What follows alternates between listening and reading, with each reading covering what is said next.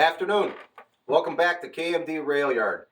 Episode 1, Part 1 of this Marx F-Series HO scale Rock Island line. We're going to get it back on the rails. Like I said in the intro, the original chassis, busted, worn out, dry rotted, just bad. It's broken in areas that can be fixed, but by the time you're done and then trying to hunt down parts for the motor, it could be months. So I want to see it go around the track again. So what I'm going to do in this first part of this chapter of this locomotive, we're going to put this Athearn's blue box style chassis under it with the weight, get it back on the tracks. I'm going to show you what little modifications need to be done to get it in that body, and we'll go from there. Let's get this on the workbench, and let's get going to it. All right, got it on the workbench. So now, what I was talking about earlier, there's very little modifications that need to be done to the Athearn's blue box chassis to get it to fit on this Marx shell. Athearn's puts 3 tabs on the side of the chassis. You're only going to be using this one. These actually get in the way of the steps on the shell.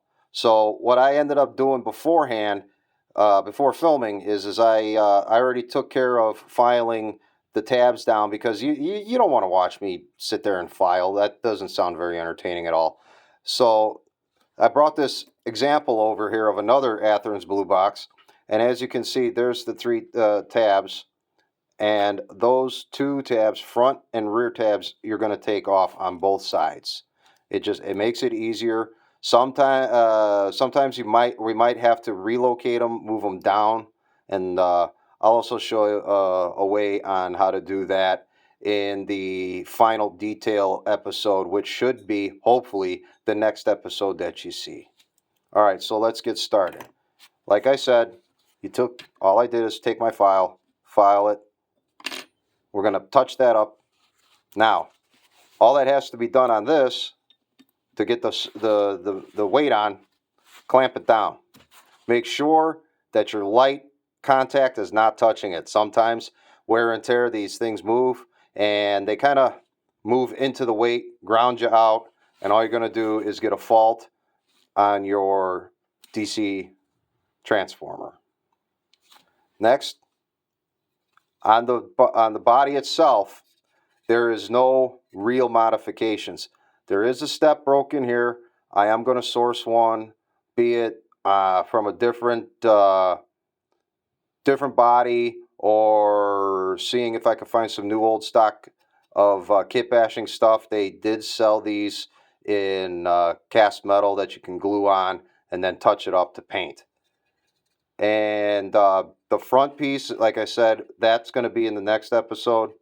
All that has to be done after you file it, like on anything else, you pull you just snap it together very carefully, because this metal, the metal, you don't really have to worry about. It's more so the plastic.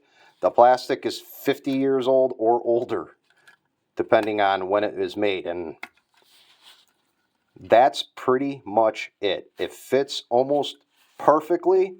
The wheels will line up perfectly, and that is really it. I mean, this is one of the easiest mods that you can do if, say, you still have one from when you were a kid.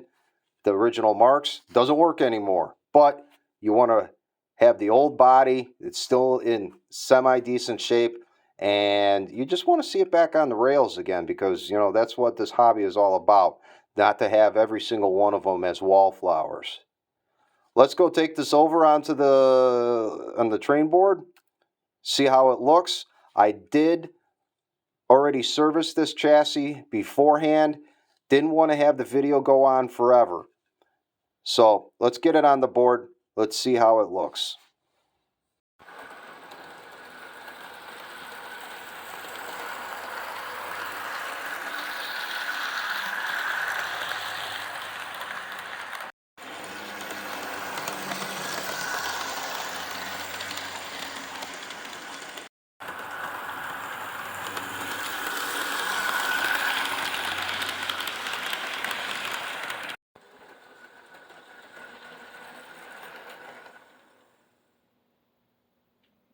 All right, so there you have it. Runs really smooth, quiet, hauls pretty decently. I didn't put a very long consist on it. It just, we're first time on the rails in a long time, so. But I thought it would look really cool with some boxcars and a caboose on there. All right, see you on the next episode where we're going to put the front end on it, finish it up, put a little paint on it, and see if we could also put the B unit on and get some footage of it and some other trains going around the board. See you then. Take care.